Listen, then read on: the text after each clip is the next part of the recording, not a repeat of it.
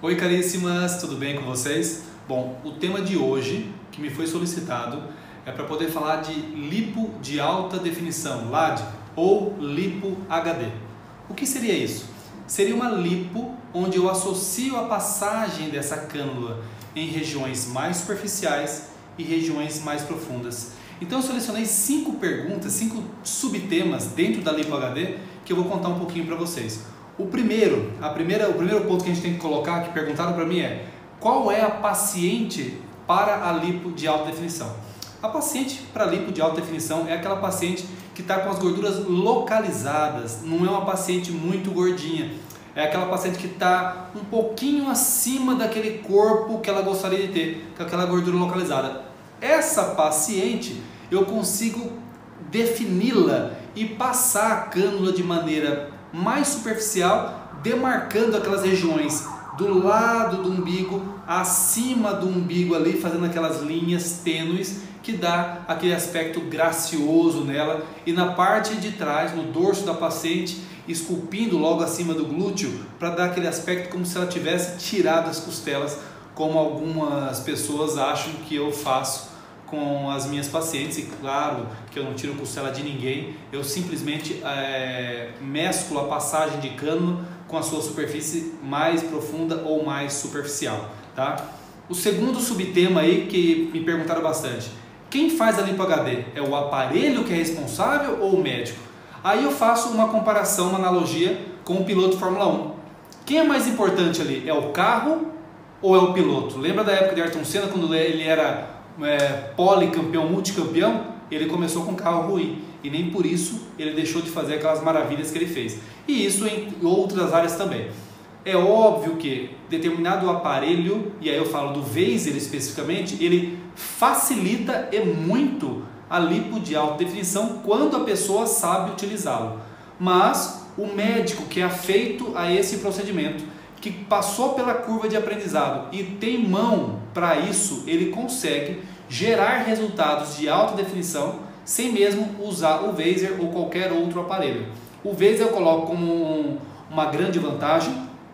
O Vibrolipo, ele pode auxiliar a diminuir o cansaço do médico, mas aí tem 2 tipos de Vibrolipo. Um, onde o movimento é muito melhor, ele é de loop, rotacional e o vai e vem, e o outro que é elétrico, que é só o vai e vem, que no meu conceito é inferior ao primeiro, que também gira assim.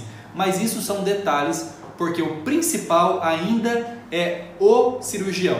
É ele, com o seu dom, com o seu treino, com a sua curva de aprendizado, que vai gerar um bom resultado para a paciente, para a famosa lipo de alta definição, ok?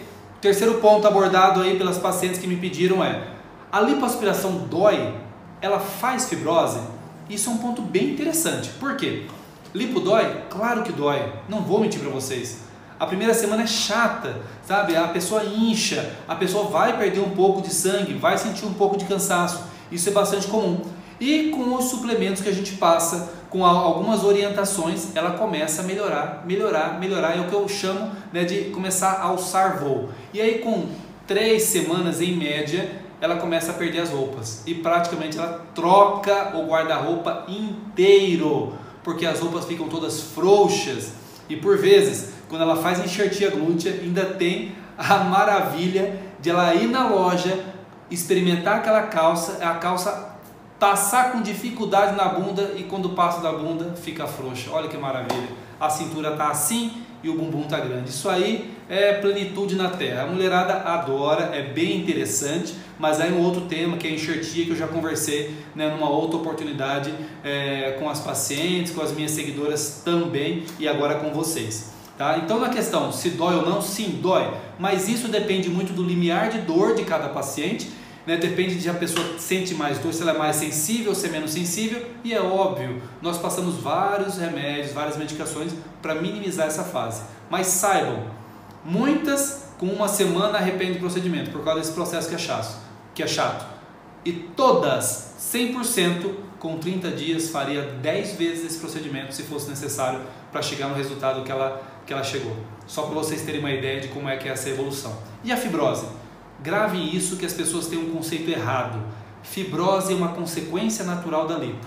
Fibrose é uma cicatriz por dentro. Se você corta, forma uma cicatriz. Quando você lipoaspira, você forma uma cicatriz por dentro. Então, fibrose é consequência natural. Lipa mais fibrose provavelmente. Depende do potencial de cicatrização da pessoa. Lipa menos, provavelmente menos fibrose. O problema é não tirar essa fibrose. Por isso, o papel fundamental, né, da esteticista, da fisioterapeuta, né, que vai trabalhar essa paciente pós-operatória.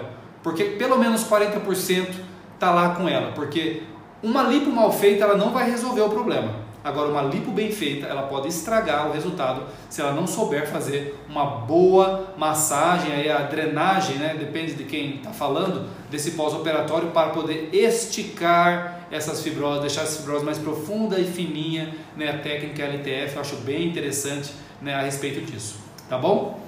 Quarto ponto abordado comigo. Quando eu faço uma abdominoplastia, eu consigo associar uma lipo de alta definição?